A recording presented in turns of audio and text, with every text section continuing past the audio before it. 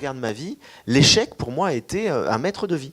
Ça m'a permis de grandir, ça m'a permis d'ouvrir des portes, comme tu le disais, qu'on n'avait pas forcément imaginées. Et en fait, la vie est un extraordinaire maître qui nous guide à travers tout, y compris les échecs. Les maladies, les difficultés qui sont là pour nous dire il y a quelque chose d'autre à découvrir, à aller plus loin, à changer ton regard, à changer ton état d'esprit.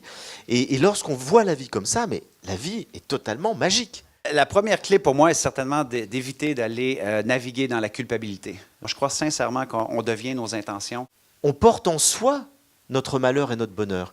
Quelqu'un qui est heureux quelque part sera heureux partout. Quelqu'un qui est malheureux quelque part sera malheureux partout. Peu importe les conditions extérieures. C'est important d'accepter de s'être trompé. Et souvent, on a de l'orgueil par rapport à ça, et puis on a peur du regard des autres. Et c'est vrai, quand je suis rentré au monastère, personne de mon entourage ne l'a accepté. Tout le monde a dit, t'es fou.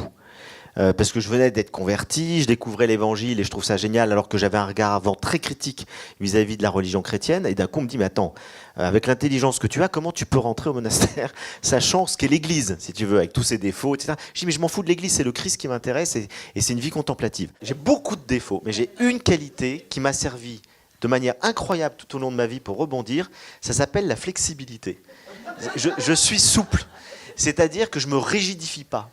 Et donc, et ça, je pense que c'est une qualité qu'on peut cultiver. Si vous ne l'avez pas naturellement, moi je l'ai naturellement. C'est-à-dire que je me plante, et ben je rebondis autrement. Et si vous n'avez pas cette qualité, cultivez-la.